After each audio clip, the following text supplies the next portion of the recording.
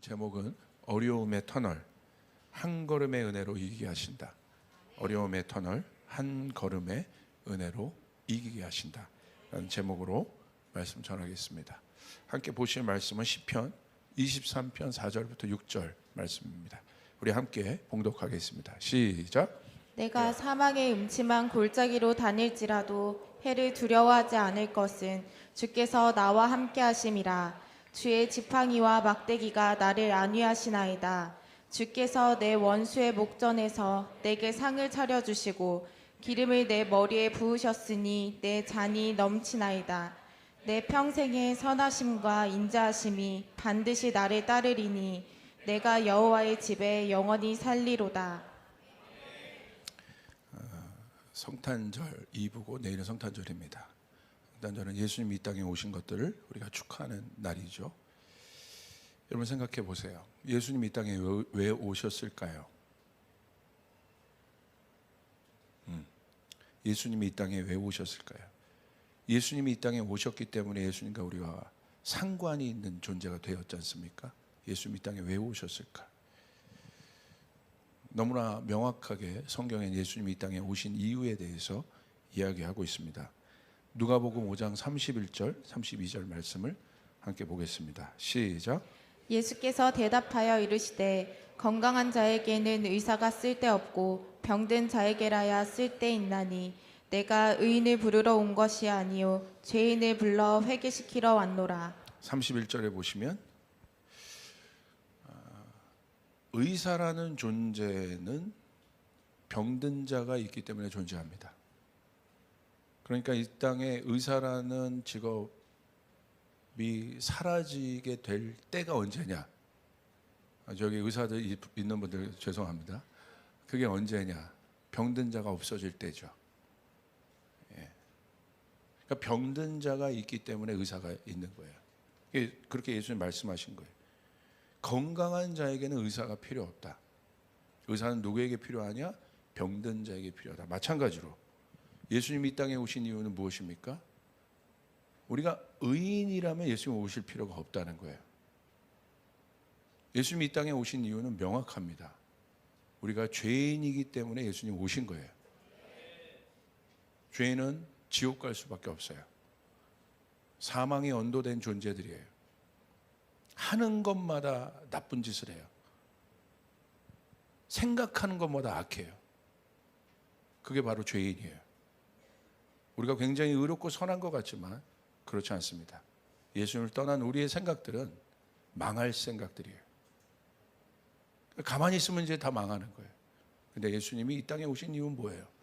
우리가 죄인이기 때문에 우리를 구원하기 위해 예수님이 이 땅에 오셨다는 사실을 믿으시길 바랍니다. 다시 말하면 예수님이 이 땅에 오신 이유는 우리에게 어려움이 있기 때문에 예수님 오신 거예요. 그 어려움은 뭘 얘기합니까? 필요를 얘기합니다. 우리의 어려움이 있기 때문에 예수님이 그 어려움을 해결하기 위해 필요를 채워주시기 위해 구체적으로 이 땅에 오셨다는 사실을 믿으시길 바랍니다. 우리가 방금 읽었던 시편 23편 본문은 너무 제가 좋아하는 시예요. 다윗의 인생이 담겨진 시입니다. 여러분 다윗이 얼마나 파란만장한 삶을 살았습니까? 그 파란만장한 다윗의 인생이 이 시편 23편에 담겨져 있습니다. 다윗의 그 인생을 노래하면서 다윗이 뭐라고 표현했냐면 이렇게 표현해요. 나는 양이고 그분이 목자라는 거죠. 이게 중요한 겁니다. 결국 신앙은 이걸 고백하는 거예요. 여러분 양은 제멋대로 살지 않아요. 양은 목자의 음성을 듣습니다. 양은 목자 없이는 살 수 없습니다. 목자를 떠나 살 수 없습니다. 목자의 돌봄이 없이는 양은 살 수 없습니다. 목자의 인도함이 없이는 양은 살 수 없습니다. 다윗이 그걸 깨달은 거예요. 내 인생이 양과 같구나. 그 목자가 나를 인도하시는구나. 그 목자가 나를 푸른 초장으로, 그 목자가 나를 쉴 만한 물가로 인도하시는구나. 다윗이 그렇게 고백하는 거예요. 목자만이 우리를 쉴 만한 물가로 인도할 수 있습니다. 목자만이 우리를 푸른 초장으로 인도할 수 있습니다. 그렇기 때문에 목자가 없는 양은 양이 아닙니다. 목자의 음성을 듣지 않는 양은 양이 아닙니다. 여러분, 우리가 양이 되길 바랍니다. 목자의 음성을 듣는 양이 되길 바랍니다. 내 마음대로 살지 않길 바랍니다. 목자를 따라 사는 양이 되길 바랍니다. 그런데 4절을 보니까요, 이 양이 사망의 음침한 골짜기를 지나요. 여러분, 사망의 음침한 골짜기는 어떤 골짜기일까요? 무서운 골짜기입니다. 사망이라고 표현했잖아요.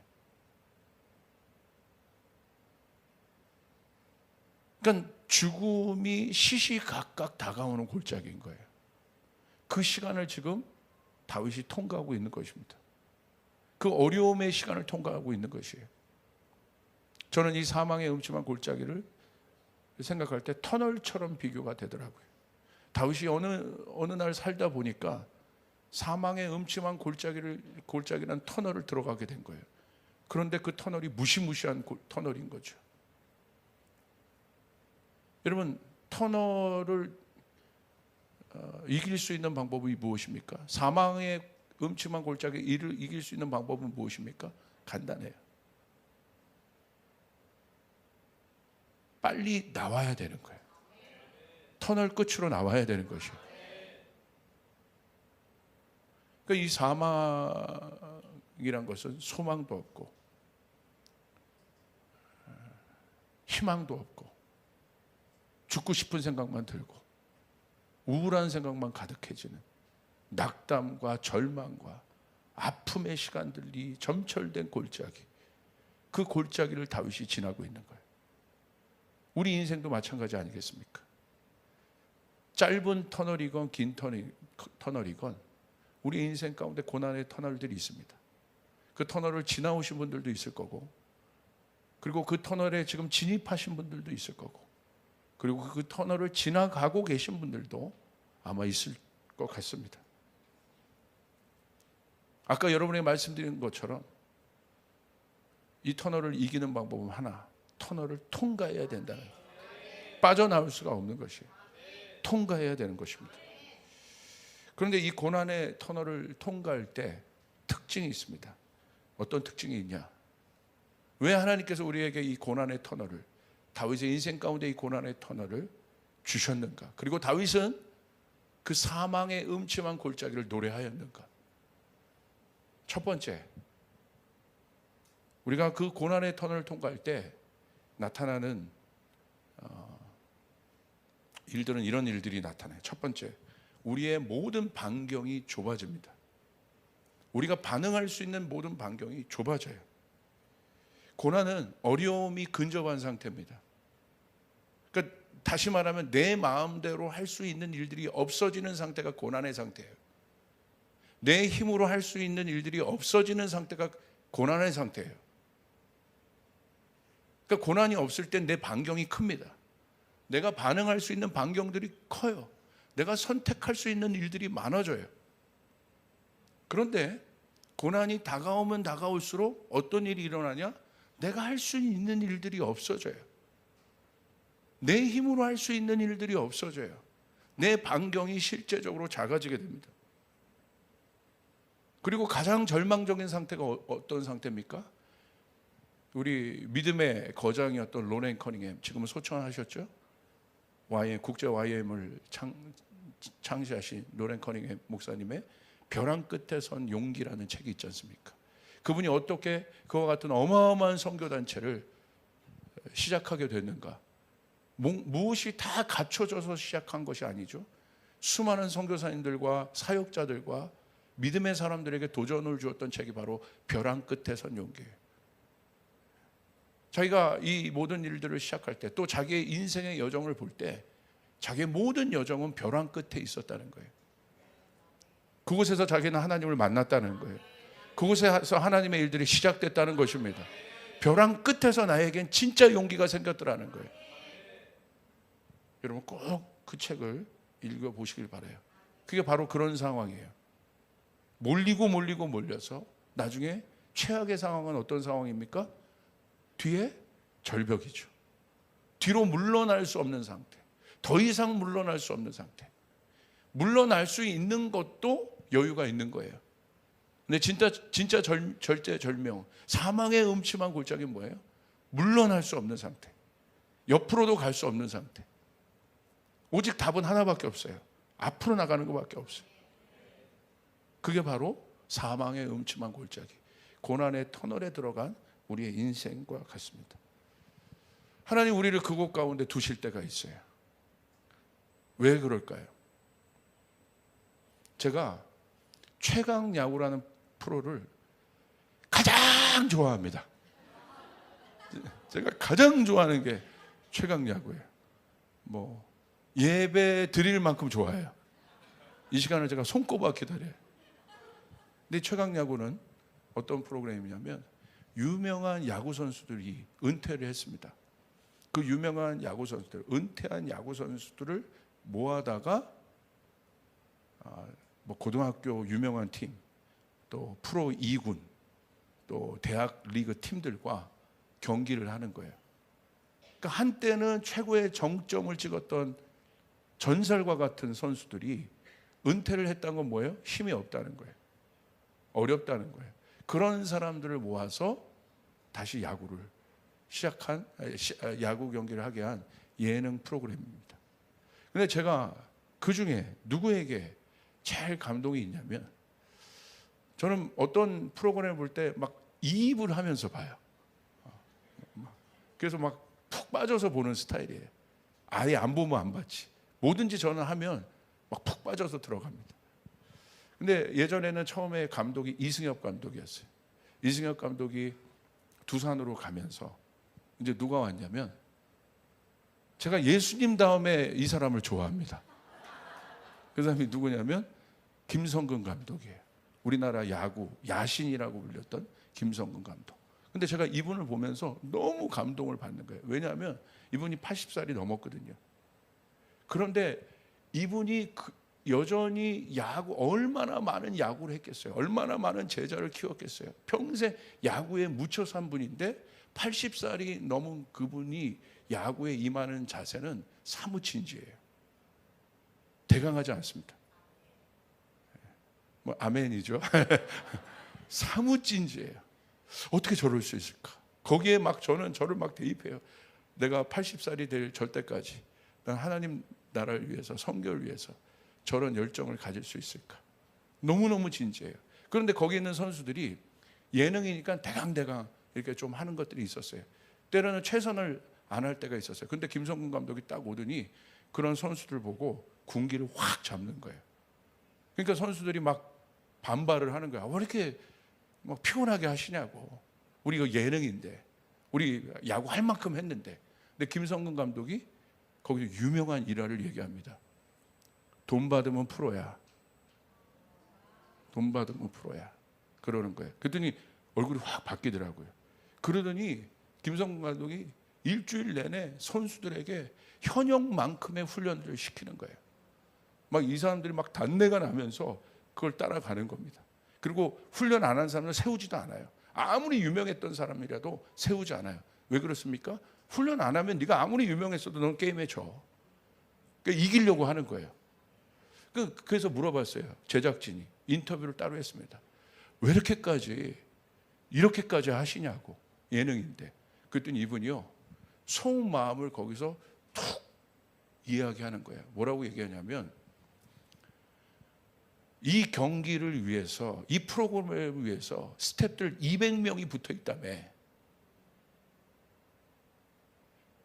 우리가 이 경기 지면 200명이 실직을 한다며. 그러니까 이분은요, 자기가 이 야구 경기의 수장으로서 부담이 있는 거예요. 우리는 예능으로 이렇게 하고 있지만 그 소식을 알고 나서부터, 왜냐하면 이게 전체 경기에서 승률이 7할을 못 넘으면 그 자리에서 경기가 폐지됩니다. 프로그램이 폐지돼요. 그러니까 이분이 경기에 설 때마다 어떤 부담감이 있냐면 200명의 생계가 있는 거예요. 그러니까 그냥 할 수 없는 거예요. 와, 그때 제가 그걸 보면서 마치 계시가 임하는 것 같았어요. 성령의 계시가 임하. 와, 저분은 한 게임 한 게임을 그런 자세로 뛰는구나. 뒤가 없이 뛰는구나. 피할 곳이 없이 뛰는구나. 그렇게 열심히 함에도 불구하고 체력들이 많이 이제 딸리고 또 젊은이들과는 많이 현역 선수들과 비교가 되니까 때로는 막 집니다. 이게 지는데 어느 단계까지 왔냐면 이제 한 게임만 더 지면 그냥 그 자리에서 프로그램이 폐지되는 거예요. 그래서 그 한 게임이 너무 중요한데 더 이상 물러날 수 없는 게임이에요. 사생결단이에요. 그래서 그 프로그램에 그날 프로그램에 뭐라고 딱 이제 자막이 나오냐면 win or nothing이라고 돼. 이기는 거 아니면 없다. 그게 바로 절대절명의 순간에 선 사람들 앞에 선 표입니다. 자세입니다. win or nothing. 그래서 그 사람들이 이제 딱 오더니 이 한 게임이 끝나면 200명, 자기들은 그래도 뭐 유명하고 돈도 모아놨으니까 뭐 괜찮잖아요. 그런데 정말 그런 자세로 이 사람들이 뛰더라고요. 그러더니 이 사람들이 초인적인 힘을 발휘해요. 그 경기에서 그 전에 그 대학리그 애들한테 졌는데 이 대학리그보다 훨씬 실력이 좋은 독립리그 선수들을 딱 붙거든요. 그런데 15대 1로 이겨버려요. 뭐 5화까지 뭐 할 정도는 여러분. 그러니까 여러분 제가 보면서요. 사망의 음침한 골짜기를 하나님이 우리 가운데 허락하실 때 딱 하나입니다. 하나님은 이 고난을 통해서 우리가 선택할 수 있는 모든 경우의 수를 제거하십니다. 그래서 하나님만 보게 하세요. 할렐루야. 그러니까 고난의 터널 속에서 내 힘으로 할 수 있는 것들이 없어요. 내가 스스로 선택할 수 있는 것들이 없어요. 벼랑 끝에 섰을 때 내가 움직일 수 있는 곳이 뒤도 아니고 옆도 아닙니다. 어디입니까? 앞밖에 없는 거예요. 전진할 수밖에 없는 거예요. 선택이 없어져요. 그래서 하나님은 여러분 보십시오. 홍해 앞에 선 이스라엘 백성들 보십시오. 뒤에는 애굽 기마병거 어마어마한 전차 부대 같은 오늘 그런 애국 군사들이 따라옵니다. 그 속에서 여러분 모세가 할 수 있었던 일은 무엇이겠습니까? 뒤로 갈 수 있겠어요? 사면초가예요. 선택의 경우가 없어요. 경우의 수들이 없어요. 여러분 하나님을 따른다는 건 우리 인생의 경우의 수들이 제거되어야 되는 거예요. 할렐루야. 하나님밖에 없다는 것이에요. 내가 일을 하건 무엇을 하건 하나님밖에 없구나. 여러분 요나를 한번 생각해 보세요. 다시스로 가는 요나에게 폭풍을 주십니다. 요나가 숨고 피하지만 경우의 수가 없습니다. 하나님이 추적해서 요나를 끄집어내십니다. 그리고 제비를 뽑아 요나가 뽑히게 합니다. 방법이 없어요. 경우의 수가 없어요. 요나가 피할 수 있는 방법이 없어요. 그리고 그 풍랑이 잠잠해지려면 여러분 그 잠잠함의 키를 누가 갖고 있습니까? 요나가 풍랑에 뛰어드는 것밖에 없습니다. 그때 풍랑은 잠잠해집니다. 여러분 혹시 그 터널을 통과하고 있는 분들이 있습니까? 여러분 경우의 수가 제거되는 것입니다. 하나님만 보게 되는 것입니다. 할렐루야. 여러분 우리가 내년에 건축도 해야 되고 세계 선교도 되고 100개의 교회를 짓고 500명의 선교사를 파송해야 된다는 이 엄청난 비전이 쉬운 비전 아닙니다. 그런데 저에게는 확신이 있습니다. 인간의 경우의 수가 제거될 때 하나님은 하나님의 일을 이루십니다. 홍해를 가르시는 사건들을 우리 가운데 보이십니다. 할렐루야. 그거 배우는 거예요. 우리의 인생의 경우의 수가 제거되어야 하나님을 간접적으로가 아니라 직접적으로 만날 수 있습니다. 여러분 그 하나님 만나시길 바랍니다. 두 번째, 고난의 터널 속에서 모든 것은 현실이 됩니다. 고난이 주는 유익은 바로 뭐냐면, 고난의 기능은 뭐냐면 거품이 없어져요. 그래서 고난 속에서 내가 필요한 것이 무엇인지가 정확하게 나타나요. 애매모호하지 않아요. 그 사람이 예수님을 만날 수 있어요. 잘 보세요. 우물가 여인 보십시오. 고난 가운데 있었던 여인입니다. 근데 이 우물가의 여인에게 있어서의 필요는 뭐예요? 영혼의 목마름이에요. 5명이나 남편을 갈아치워도 만족이 없는 인생을 살고 있어요. 근데 예수님 오셔서 정확하게 뭘 말씀하세요? 딴 얘기 안 하세요. 남편 얘기 정확하게 하고, 그 다음에 뭐 얘기하십니까? 네 영혼이 목마르구나. 네 영혼이 목마르지 않게 해주겠다. 할렐루야. 예수님 오셔서 정확하게 필요를 채우십니다. 삭개오 보십시오. 내면의 열등감과 자괴감이 있었던 사람이에요.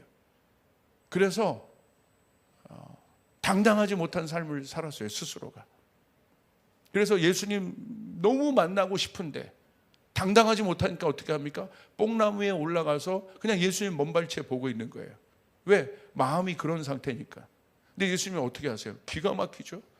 예수님이 얼마나 유명한 분이었어요. 얼마나 많은 사람들이 예수님과 함께 하기를 원했고, 예수님께 기도받기를 원했고, 여러분 예수님을 만나길 원했습니까? 근데 예수님이 그 많은 사람 중에 삭개오를 쳐다봐요.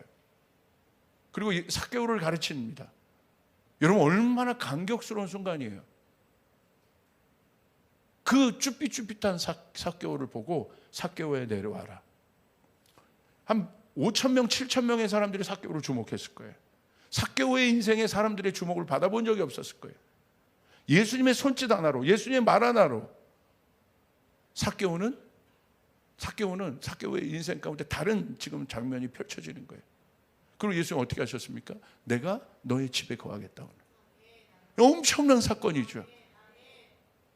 삭개오 너무 신났을 거예요. 삭개오의 필요를 정확하게 채워주세요. 삭개오의 내면의 상태를 누구보다 잘 아는 분이 예수님이세요. 할렐루야. 아멘. 우리 예수님은 여러분을 아십니다. 여러분의 필요를 아십니다. 믿으시면 아멘 하시길 바랍니다. 자, 병든 자 보세요. 예수님 병든 자를 만나십니다. 눈먼 자에게 가셔서 예수님은 어떻게 하세요? 눈먼 자가 가장 소원하는 게 뭘까요?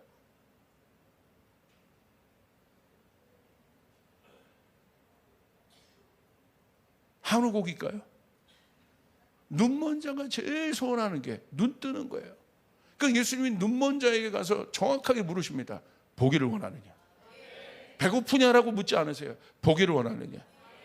그리고 눈을 뜨게 하십니다. 할렐루야.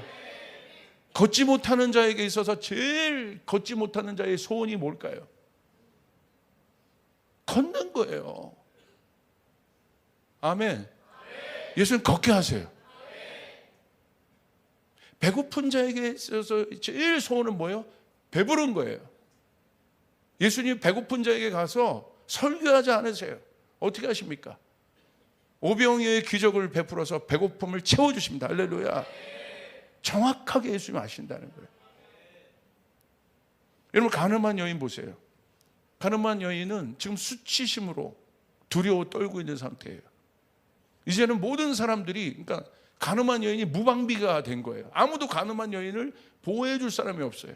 사람들이 돌을 주고 가늠한 여인들 죽이려고 합니다. 예수님 어떻게 하셨습니까? 정확하게 가늠한 여인의 필요를 아세요. 어떻게 하십니까? 가늠한 여인을 보호해요. 그리고 그 가늠한 여인을 죽이려고 했던 이 실제적인 돌을 어떻게 하십니까? 예수 한마디로 끝내버리세요. 죄 없는 자가 돌로 치라. 그러니까 그 돌을 갖고 어떻게 해요? 치는 사람이 없는 거예요. 그 위협의 돌을 어떻게 합니까? 실제적으로 내려놓게 하세요. 그리고 여인은 어떻게 합니까? 보호하십니다.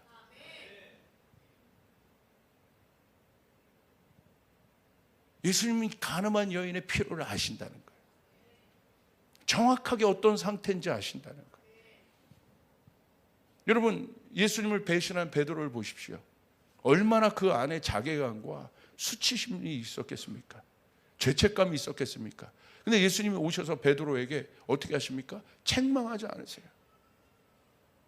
오히려 조반을 지어다가 베드로를 먹이십니다. 그리고 뭐라고 얘기하십니까? 예수님에게 미안한 마음이 가득한 베드로에게 오히려 정확하게 얘기하세요. 베드로야, 내가 너를 사랑한다. 할렐루야. 내가 너를 사랑한다. 그 필요를 정확하게 아시는 분이에요. 그 상황을 정확하게 아시는 분이 예수님이라는 사실이에요. 할렐루야. 여러분 믿습니까? 어저께 저희 중보팀 제자들이랑 저랑 같이 밥을 먹었어요. 그래서 제가 제자들 한 명 한 명의 어떤 상황에 대해서 마치 점치듯이 얘기해 줬어요.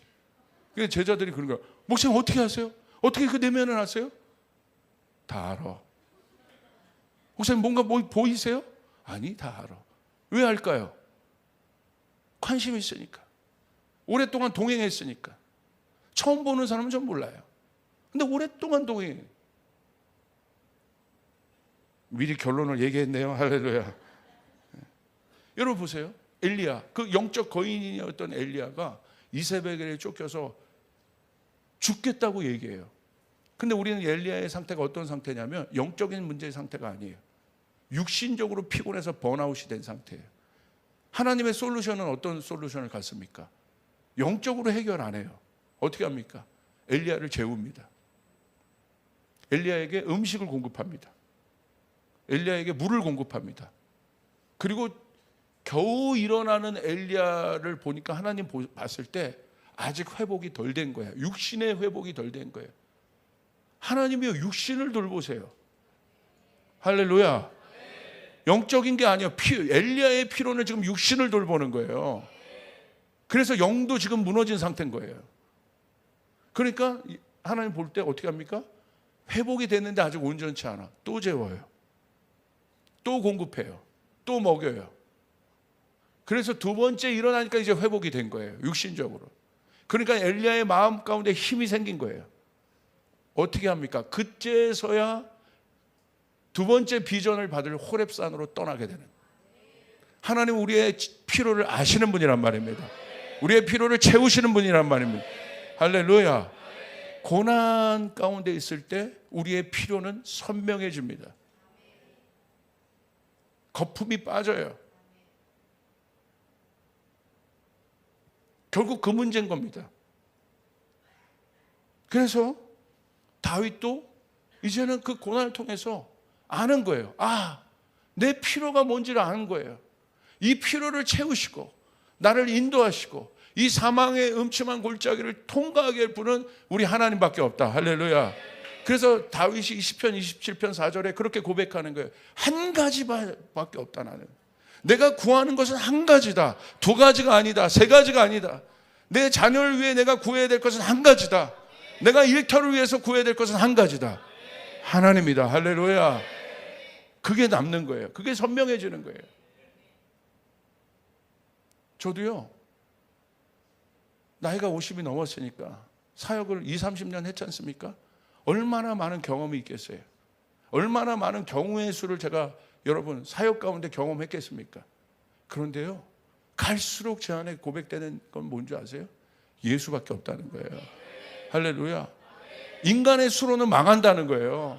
성령님 따라 살아야 우리 교회는 부흥하고 우리 교회는 승리하고 하나님의 일들이 이루어진다는 거예요. 선명해지는 거예요. 다른 것에 관심이 없어져요. 설교하는 제가 다른 예화에 관심이 없어요. 최강야구 빼고. 할렐루야. 선명해져요. 예수님 말고는. 그때 그걸 알게 되는 거예요. 깨닫게 되는 거예요. 그 속에서. 여러분, 문제가 있었던 탕자 보세요. 또 자녀들 보세요. 언제 집과 아버지의 소중함에 대해서 알아요? 집 나가 보니까. 평상시에서는 아버지, 어머니가 해주는 따뜻한 밥의 고마움을 몰랐어. 나가 보니까 아는 거예요. 고생해 보니까 아는 거예요. 야, 내가 누렸던 게 이거 감사한 거였구나. 언제 알아요? 남자들이 교회의 소중함을 언제 알아요? 군대 가면 알아요. 저도 훈련소 가봤어요. 아니, 가본 게 아니라 저도 훈련 받았어요. 저도 추울 때 훈련 받았어요. 저는 평생 교회에서 자란 사람이에요. 교회, 왜? 목사 아들이니까. 평생 교회에서 자라서 교회에 대한 감사가 별로 없었어요. 그냥 의무적이었어요. 그런데 군대 가니까 막 들어가자마자 훈련소에서 교관이 육두문자 날리면서, 내 인생에 나한테 육두문자 날린 사람이 없는데 날리면서 막 내 삶을 통제하고 막 그러기 시작하고, 내 마음대로 할 수 있는 것들이 아무것도 없고, 그리고 저한테 옷을 줬어요. 방위들은 새 옷도 안 줘요. 방위들은요, 누가 입던 체육복을 줍니다. 그것도 주황색 체육복. 절대. 근데 제 체육복을 누가 입었는데 뭐라고 써 있었냐면 아직도 기억해요. 매독한 자가 입던 거예요. 여러분, 제가 그건 뭐 농담으로 써놨겠지만 그걸 입을 때 어떻게 초이스가 없습니다. 딴 거 주세요 할 수가 없습니다. 입고 있어야 돼요. 그런 상황이에요. 그런 상황에 일주를 그와 같이 보냈다가 여러분, 훈련소 이제 교회 갈 사람 손들어 나와. 그런데 정말 나왔죠. 근데 이제 오와 열을 맞춰서 가는데 저기 군대 교회에서 뭐가 들려요? 근데 갑자기 눈물이 교회 들어가기도 전에 막 눈물이 나와요. 막 계속. 자, 이 경험 해본 남자들 손들어 보세요. 이제 그냥 눈물이 줄줄줄줄. 제 목회 지원팀인 상욱이가 있는데 상욱이도 너 군대 갈 때 어땠냐? 이 얘기했더니 자기 너무 그랬대. 자기는 들어갈 때 뭐가 나왔냐? 요게벳의 노래가 나왔대. 게임 끝나.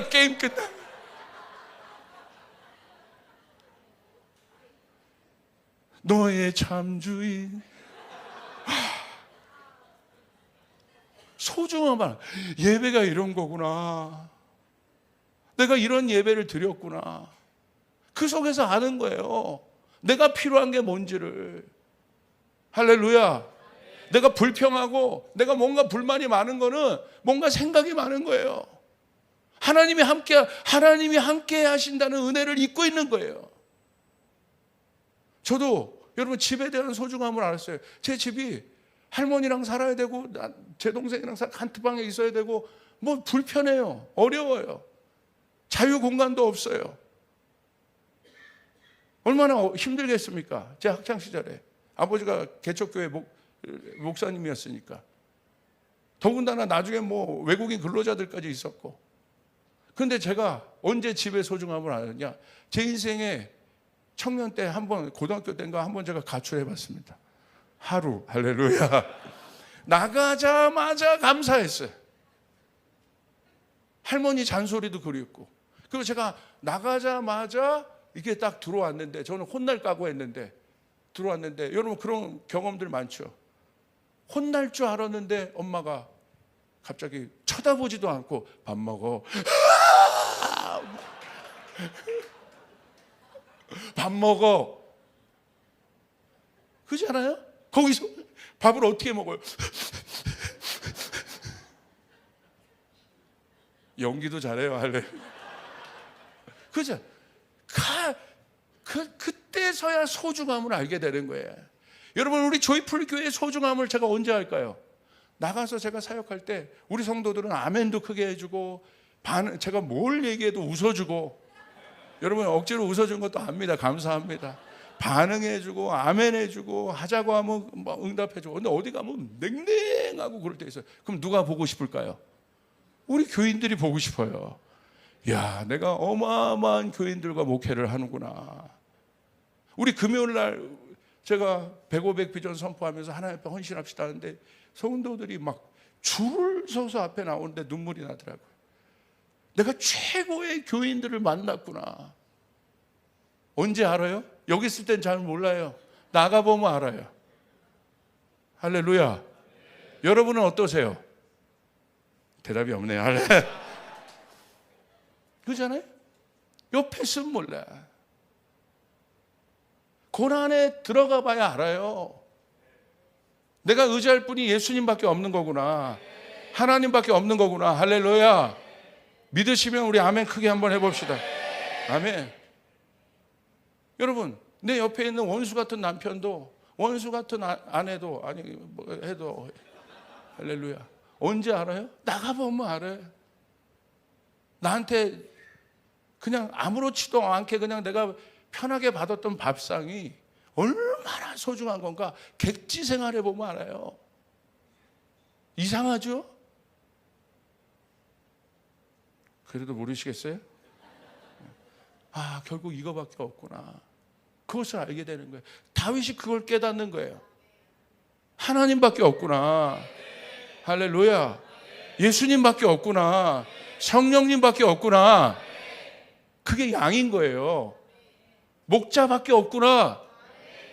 아멘. 자, 이 고난의 터널을 이기게 하시는 하나님의 은혜를 다윗이 소개합니다. 그런데 여러분, 얼마나 어려운 순간입니까? 사망의 음침한 골짜기, 내가 이 힘으로 할 수도 없는, 아무것도 할 수도 없는 그 절대절명의 순간, 다윗은 그 고난의 터널을 이깁니다. 사망의 음침한 골짜기를 지납니다. 어떻게 갈까요? 저는 깜짝 놀랐어요. 그렇게 오랫동안 이 말씀을 알았는데도 제가 너무 깜짝 놀랐던 게 바로 이거예요. 갑자기 하늘문이 열려서 엘리야처럼 막 불이 쏟아진 것도 아니고, 갑자기 홍해가 갈라진 것도 아니고요, 갑자기 어떤 초인적인 능력이 생긴 것도 아니에요. 천군 천사가 나타난 것도 아니에요. 다윗은 자기가 사망의 음침한 골짜기를 통과할 수 있는 은혜가 있었는데, 하나님의 방법이 있었는데, 하나님의 솔루션이 뭔지 아십니까? 지팡이에요. 지팡이에요, 지팡이. 그 보잘것없는 지팡이가 자기를 보호했다는 거예요. 그 보잘것없는 막대기가 자기를 보호했다는 거예요. 여러분, 놀랍지 않아요? 우리는 때로는 어떤 큰 돌파를 원해요. 어떤 것들을 생각해요. 내가 생각했던 하나님의 어떤 그 전능하심을 생각해요. 그런데 오늘 성경은 사망의 음침한 골짜기에서 네가 이길 수 있는 건 뭔지 아니? 지팡이야. 할렐루야.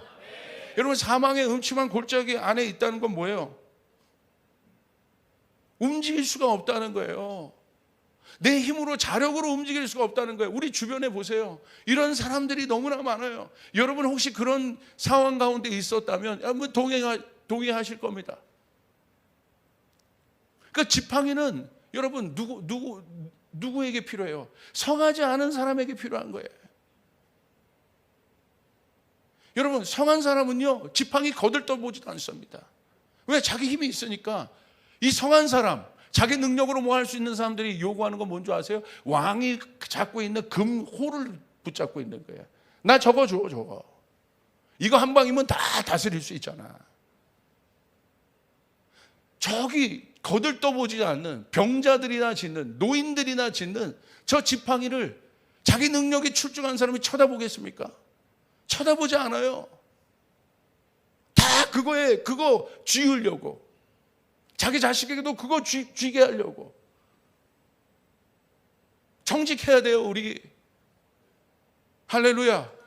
사망의 음침한 골짜기를 지날 수 있는 건 지팡이라는 거예요. 저는 이게 무슨 말인지 너무 알아요. 제가 양발이 다쳐 보니까요, 정말 저한테, 양발이 다친 저에게 화려한 명품 신발이 소용이 있겠습니까? 제가요, 한 3개월, 4개월 동안은 신발이 필요 없더라고요. 왜? 기부스 신발이 있어요. 아무리 좋은 신발을 갖다 줘도, 그 명품 신발을 갖다 줘도, 다이아몬드를 몇 개 받았어도 저에게 무용지물 뿐이에요. 한 발자국도 움직일 수 없는 저에게 슈퍼카가 필요하겠습니까? 마음으로는 뭐 소원할지 모르지만 갖다 줘도 무용지물인 거예요. 발을 쓸 수가 없는데, 탈 수가 없는데. 혹시 여기 계신 분 중에 목사님 기사 써면 되죠? 그러면 분은 없기를 바랍니다. 그러잖아요. 무용지물인 거예요. 양발이 다친 저에게 필요한 건 뭔지 아십니까? 딴 거 없어요. 화려한 신발도 아니고, 화려한 슈퍼카도 아니고, 내 전신을 의지할 수 있는, 한 발 뛸 수 있는 지팡이밖에 없는 거예요. 이 지팡이를 아무도 쳐다보지 않아요. 누가 이 지팡이를 주목합니까? 그런데 여러분 그거 아세요? 사망의 골짜기에 들어갔을 때는, 고난에 들어갔을 때는, 아까 얘기했던 그 모든 것이 내가 할 수 있는 일이 없다고 그랬어요. 그럼 사망의 골짜기를 지날 수 있는 하나님의 솔루션은 뭘까? 이 지팡이는 정확하게 한 발만 뛰게 할 수 있어요. 내 힘으로는 뛸 수가 없어요. 그러나 지팡이에 의지하면 한 발은 뛸 수 있어요. 이 한 발을 뛰는 은혜가 있으면 여러분 사망의 음침한 골짜기를 통과합니다. 할렐루야. 아멘. 화려한 어떤 게 아니에요. 어떤 방법이 아니에요. 한 발을 뛸 수 있는 은혜가 있으면 되는 거야. 한 발을 뛰는 은혜, 하루를 살아가는 은혜, 한 시간을 살아가는 은혜, 분초를 살아가는 은혜가 있어야 되는 거예요. 우리는 잊어요. 분초에 예수님이 나와 함께 하셔야 되는 거예요. 분초마다 우리는 고백해야 돼요. 하나님이 나와 동행하시는구나. 하나님 없으면 나는 아무것도 아니구나. 나는 아무것도 아니구나. 하나님 없으면 나는 한 발도 뛸 수 없는 존재구나. 김난도 교수가 2024년을 예상했어요. 미래 트렌드 2024년 첫 번째, 분초 사회가 될 것이다. 세상도 시간을 분초 단위로 나눠서 이제는 분초 단위로 쪼개 살아야 된다. 세상도 이렇게 얘기해요. 근데 우리도 마찬가지예요. 분초 단위로 우리는 성령님을 의지해야 되는 거예요. 할렐루야. 성령님, 이제는 한 시간 단위로, 하루 단위로, 일주일 단위로 한 게 아니라 분초 단위로 하나님 나를 도와주세요. 하나님 나를 도와주세요. 하나님 나를 도와주세요. 성령님이 없이는 날 살 수 없어요. 하나님 일하면서도 중얼중얼 거리면서 성령님 나를 도와주세요. 성령님 나는 아무것도 아니에요. 내 자아를 못 박아주세요. 나는 아무것도 아니에요. 할렐루야. 분초 단위로 하나님을 의지하여 살아가야 돼요. 한 걸음을 떼는 은혜. 이 단어, 이 한 걸음은 놀라운 돌파도 아니고 달려가는 은혜도 아니고, 우리에게 필요한 것은 한 걸음을 떼는 은혜가 있어야 된다는 거예요. 한 걸음만 뛰면 통과할 수 있습니다. 한 걸음이 또 한 걸음이 되고, 그러면 두 걸음이 되고, 이 한 걸음이 또 한 걸음이 되고, 이 한 걸음은 세 걸음이 되고, 그렇게 주님과 동행하다 보면, 주님의 지팡이를 의지하다 보면 여러분 사망의 음침한 골짜기를 통과할 수 있습니다. 할렐루야. 한 걸음을 뛰는 은혜가 있을지어다. 그 고백을 해야 돼요. 분초 단위로 하나님 나 도와주세요. 하나님 나 죄인이에요. 하나님 나 붙잡아 주지 않으면 내 생각대로 살아요. 또 내 마음대로 해요. 하나님 나 도와주세요. 내 자녀가 한 걸음을 뛰는 은혜를 배우게 도와주세요. 우리 교인들이 한 걸음을 뛰는 은혜를 배우게 도와주세요. 내 일터가 한 걸음을 뛰는 은혜를 배우게 도와주세요. 아멘. 하나님과 동행하는 한 걸음을 떼는 은혜만 있으면 여러분 우리는 어떤 상황도 이겨낼 수 있습니다. 할렐루야. 그래서 다윗은 이렇게 고백해요. 시편 23편 4절 우리 같이 한번 읽겠습니다. 시작. 내가 사망의 음침한 골짜기로 다닐지라도 해를 두려워하지 않을 것은 주께서 나와 함께 하심이라. 주의 지팡이와 막대기가 나를 안위하시나이다. 아멘. 다른 것이 없습니다. 사망의 골짜기에서 우리가 의지하는 것은 아무도 거들떠보지 않는 주의 지팡이입니다. 막대기입니다. 그런데 여러분 오늘 예수님이 오셨잖아요. 마태복음 1장 23절을 보세요. 성경은 그분을 누구라고 이야기하고 있는가? 우리 같이 한번 보겠습니다. 시작. 보라, 처녀가 잉태하여 아들을 낳을 것이요 그의 이름은 임마누엘이라 하리라 하셨으니 이를 번역한즉 하나님이 우리와 함께 계시다 함이라. 예수님은 우리의 문제를 해결하시기 위해 능력 있고 화려한 왕의 모습으로 오지 않으셨습니다. 여러분 그 화려한 자리를 거부하시길 바랍니다. 자기를 부인하시길 바랍니다. 우리 안에는 욕망과 싸워야 합니다. 우리 안에는 야망과 싸워야 합니다. 주님이 여러분을 높이실수록 세울수록 우리 교회를 사용하실수록 우리는 낮은 자리로 가야 합니다. 섬김의 자리로 가야 합니다. 할렐루야. 예수님이 어마어마한 로마 제국의 왕으로 오셨다면 모든 사람이 알아서 구부렸을 거예요. 그런데 예수님 어디에 오셨어요? 구유에 아무도 쳐다보지 않는 지팡이의 모습으로 왔다 이거예요. 그 지팡이가 능력의 지팡이라는 것을 절대절명의 순간에 있는 사람에게 한 걸음을 뛰게 하는 삭개오에게, 우물가의 여인에게, 혈류병 여인에게 한 걸음을 뛰게 하는 기적의 발걸음을 내딛게 하는 은혜의 지팡이라는 것을 모든 사람이 못 알아봤습니다. 동방박사, 목동몇 이 시간에 우리의 눈이 다시 떠져야 돼요. 그분의 이름은 뭐라고 했어요? 임마누엘이라. 어디서든지 나와 동행하는, 한 걸음을 뛰게 하는 그분의 이름 임마누엘이라. 사랑하는 여러분, 낭망하지 마십시오. 주님이 여러분과 함께 하십니다. 임마누엘이십니다. 한 걸음을 뛰는 은혜가 여러분 가운데 있습니다. 이게 복음입니다. 여러분 실패했다고 하더라도 절망하지 마세요. 한 걸음을 뛰게 하는 예수님의 은혜가 여러분과 함께 하십니다. 할렐루야. 이게 복음입니다. 이 복음은 여러분, 예수님 옆에 있었던 강도도 살게 합니다. 절대절명 앞에 있는 사람도 살게 합니다. 모든 사람을 살게 합니다. 아멘. 임마누엘이라. 이걸 우리는 붙잡아야 돼요. 여러분, 이제 우리가 이 지팡이의 능력을 이제 알았다면 우리도 이 부족한 지팡이가 되어야 합니다.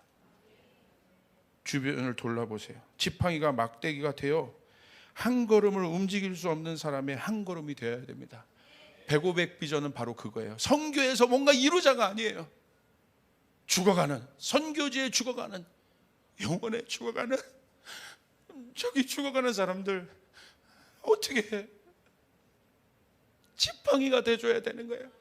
한 걸음을 뛸 수 없는 사람들의 지팡이가 돼줘야 되는 거예요. 이게 105백 비전인 거예요.